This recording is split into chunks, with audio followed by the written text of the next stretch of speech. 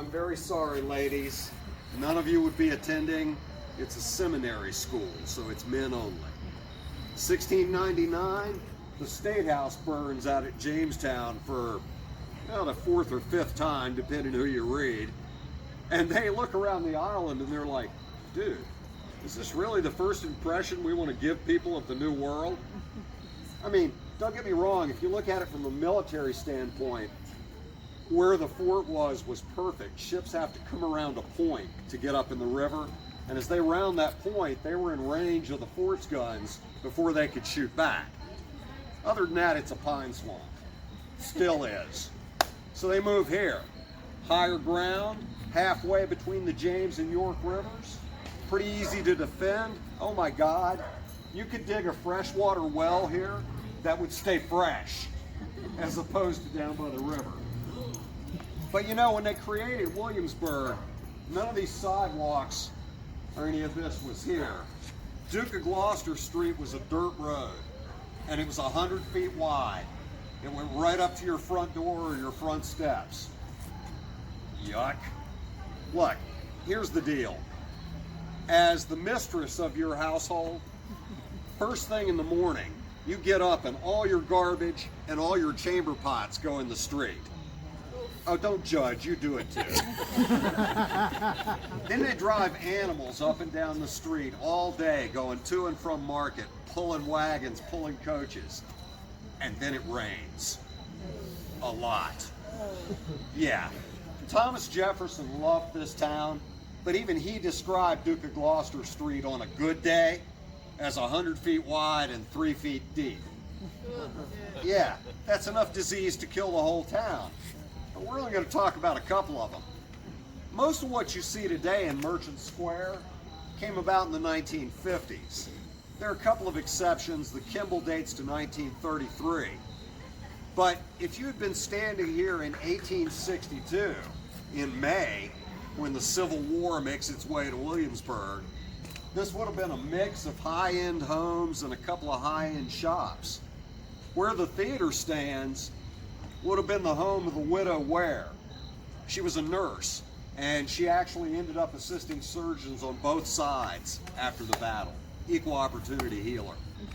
Because she was a nurse, when the North occupies the town, her home becomes a hospital. Well, one afternoon, she looks out her back window and she sees a wounded Confederate soldier in her garden. So she brings this kid in her house, but she can't save him.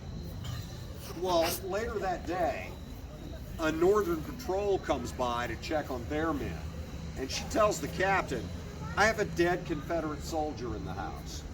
So he goes in and he lifts the cloth from the young man's face. He lets out a blood-curdling scream and drops dead on the spot. It's his younger brother on the table. Think about this. In Virginia, it was not uncommon for families to be split, okay?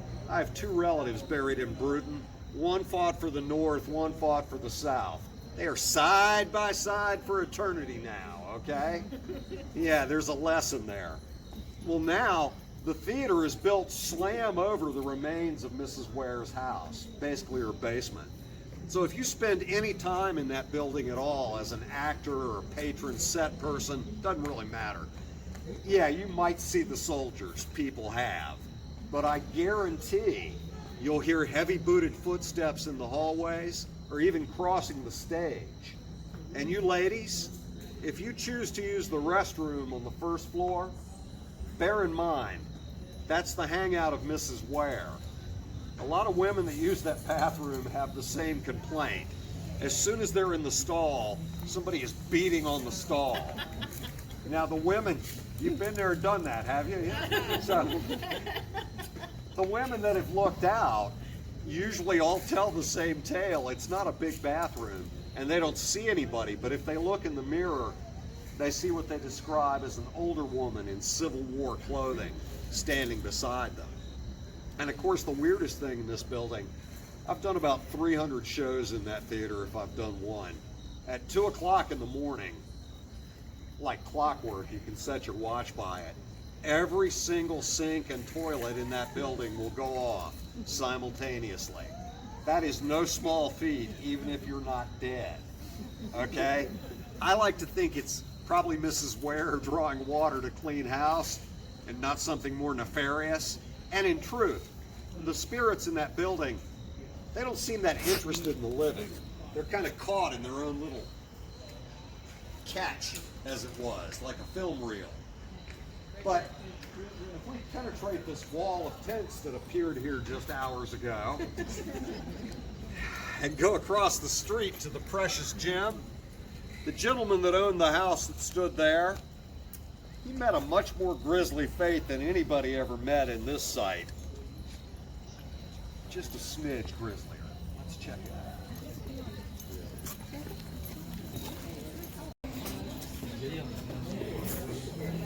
Nowadays, we've got a high-end jewelry store here, but when the widow Ware lived across the street, the gentleman that owned the house that sat here was Thomas Moore.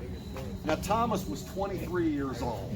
He inherits the house and apparently wagon loads of money from his older brother, who's killed in the war. So you got a 23-year-old guy. He's tall, thin, good-looking. He dresses to the nines, the morning jackets, the evening attire, the high hat.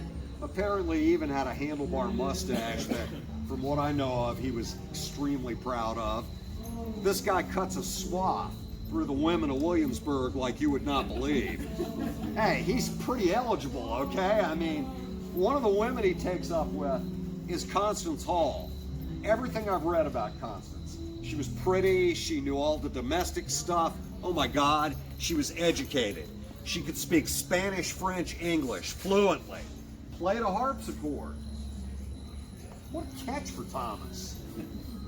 Yeah, there's a catch. She's married. Yeah, I know. I hated to even say it in front of the children. It's scandalous.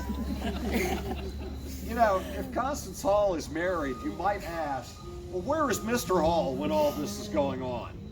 And frankly, I'm glad you asked. Mr. Hall goes out of town on business, sometimes for a month or more at a time. A lot. And during one of these jaunts, Thomas and Constance hook up. I mean, look, from what I understand, they make no bones about their affair. They go arm in arm all over town. Oh my God. They go to parties together as a couple. She has been seen leaving his house at all hours of the day and night. Well, there's about 6,000 to 7,000 people living here at that time, and technically, gossip is kind of looked down on. You know, the church frowns on it. But let's be real. There's no TV or radio or TikTok, WhatsApp, Instagram, Facebook, YouTube, none of the stuff we rot and occupy our minds with now. So the gossip mill runs 24/7, and the town's talking. When poor Mr. Hall gets back to town, he doesn't even make it home. People are running up to him on the street. They're like, dude, your wife and Mr. Moore. She's only 13, you get it, so it's all right. No, her, not Constance. So it's that kind of goes to her, all right. Oh my goodness. So Mr. Hall, in a rage, he comes straight here. He breaks the door down and beats Thomas Moore to death. Now, when the Gazette reported on the murder, they said Moore was beat beyond recognition. So, okay, in a rage, Mr. Hall beats Thomas Moore to death. And clearly there's more of Moore than he anticipated. And his rage subsides. Oh, dang. I gotta clean this up. But it's more than a one-person job. So he goes home and he drags Constance down here to help him hide the body and clean the scene up. Well, after a couple of days, nobody's seen Moore out on his daily peacock walks. So they go to the sheriff and they're like, dude, there's something going on with Mr. Moore. We haven't seen him in a couple of days. Hey, but you know, We saw the Halls running in and out of his house all night long a couple of nights ago. Great neighbors. So the sheriff comes, they find the body, the Halls are arrested. Mr. Hall throws himself on the mercy of the court and begs them to let his wife go. He says, she had nothing to do with this, I'll take the blame. I know, what a guy, right? Yeah, keep believing that. Look, they let her go, but she flees town in disgrace. I mean, who's gonna hang out with her now, right? Who's gonna sit next to her in church if they let her in the church? So she flees to Richmond, but despite the lack of social media, her reputation precedes her. And she's there about a month and then she moves on. Mr. Hall is sentenced to hang. And either has a really good lawyer or a really bad lawyer, you decide. He languishes in jail for 7 years waiting to be hung. And he dies during that time. Well, nowadays, a whole lot of the college students work in these stores.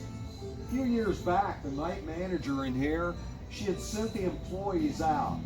She had locked the door, she was down behind the counters putting the jewelry in the safes, and she hears a knock on the door. So she does what anybody would do. She stands up and goes, we're closed. When she called, hey, you ever want a really good security job? This is it, kid. The reports alone make it worth it, okay? She called security, and this was her description. She said there was a tall, thin young man in late 19th century evening dress. She even noted the mustache. She said this guy was banging on the door and leering at her. Well, when security gets here, they don't see anybody on the street. So she unlocks the door, lets them in, and locks it behind them. Now imagine submitting this to your boss in the morning. I'd enjoy it, but you know. Security said initially they saw no one in the building other than themselves and her. But when they looked into the back right corner, and this is their description, they said they did indeed see a tall, thin reenactor, late 19th century evening dress. They noted the hat, the stash, one of them counted the buttons on his vest, 17. That's called wretched excess, that's bling. They said as they approached him, he backed up into the shadow of the corner and vanished. But the problem is, this is not the only place that Thomas hangs out. He has been seen on the streets. All of you girls should be worried because you're all his type. But he actually haunts another location. And when I first heard about it, it really bugged me because it was so strange. What was his connection to this spot? But I solved it, and it's on our way, so let's go check it out. Months ago, this was the Barnes & Noble William and Mary bookstore. Okay, yeah, that's the reaction I had. I said, why is Thomas More hanging out in Barnes & Noble? I mean, look, you know, they had coffee in 1862, okay, but it wasn't like, you know, the rage. Well, the closing procedure when they were in there was about the same as down there. And once the manager had locked the doors, the cashiers would pull their tills, they'd go upstairs to the back office, count them out, and she'd let them out, lock the door again, and go do whatever else she had to do. One night, she heard a crash on the first floor. When Barnes & Noble was in there, next to the sales counter, there was a big rotating sunglasses display. Well, when she got to the top of the escalator, that thing had been knocked over, and the glasses were everywhere. But when she called security, she nailed Thomas More's description to a T. She said this guy was on the first floor, rooting around in merchandise, opening cabinets and drawers. Well, when security gets here, much like down there, she unlocks the door, lets them in, and locks it, and they find nobody in the building other than themselves and her. Why is Thomas More hanging out in Barnes & Noble? Well, you remember I told you a lot of the stuff you see at this end of town was built in the 1950s. Well, a whole lot of it was built smack dab on top of existing 19th century sites. And guess what, kids? A whole lot of those buildings were built smack dab on top of 18th century sites. This one's no exception. The basement in this building is labyrinth-like. About the first third of it is 18th century, and then there's a big 19th century extension. Well, I started wondering, A, what sat on this corner in 1862, and B, who owned it? Well, after some digging, about 2 blocks that way, there's a parking garage. Well, where that garage is, there was a farm. Well, sort of a farm. The guy had a 3-story high, 60-foot long barn, and he would rent it out to tobacco farmers to dry their product in. I saw a picture of it from 1888, looking from Duke of Gloucester Street over, and even at 2 blocks away, it dominated the skyline. But he didn't make his living as a farmer. For lack of a better term, he was a subcontractor. He'd fix your fence or build your barn or anything you needed like that. But he not only owned the house over there, he owned the house that sat on this corner, and he used it as a rental property. I'd bet my paycheck that the Halls rented the house that sat on this property. And that's why Thomas comes here. He's looking for Constance. I mean, she's not here, as far as I know. But you know, Thomas and Constance and Mr. Hall and Mrs. Ware and all them, they're not enough ghosts to haunt this whole town. Well, unless you're freaked out by ghosts, then we're about 10 ahead of you, but hey. But we got history here, and history isn't always nice. I mean, look, in 1560, the Spanish show up. Now, Tidewater, where we're at, worst place ever to look for gold, okay? Ever. There's none here. Trace amounts in the soil. So they don't stay. But between the time they leave and the English show up, the plague comes through. And it decimates the Indians on the East Coast. We have no idea how many it killed. You guys know the story of Squanto, the Indian that meets the Pilgrims? The lone Indian that meets the Pilgrims? He's alone for a reason. Okay, most of his tribe had been wiped out. Well, then the English show up, and you get the First Indian War, the Second Indian War, Bacon's Rebellion, the Third Indian War, the Revolution, the Civil War. Oh, hey, you guys know this plague fashion that we all became so accustomed to? It's not new. It's not even not new, okay? In 1918, the Spanish flu comes through. And it kills thousands. Now, it's not from Spain, although it did devastate Spain. But they did what we did. They masked up. Although I gotta say, in 1918, their masks were a lot more attractive. Then businesses shut down. Some didn't reopen. They quarantined. They got on each other's nerves. They drank too much. You know, nothing changes. Except, at the end of that summer, the war ends. And everybody wants to celebrate. So they relax the quarantines. Pay attention, children. They relax the quarantines and everyone hits the streets. The second wave killed more people than the war. In fact, I'll show you the geekdom of my mind. It was 683,742. Now you got tens of thousands dying. And you got places like Norfolk, Portsmouth, Virginia Beach, Chesapeake, Hampton. They're built on marshes. Well, Norfolk's on a landfill, but that's no surprise and a totally different story. They didn't have a lot of land then or now, and their cemeteries fill up. What do you do when your cemeteries fill up? And nobody say eat them unless you got a recipe. Now look, you gotta dig these big pit graves, and you pile the bodies in and burn them down and pile them in and burn them down. But you gotta have land for that. Dang, in 1918, wonder who had a lot of extra land and vacant lots.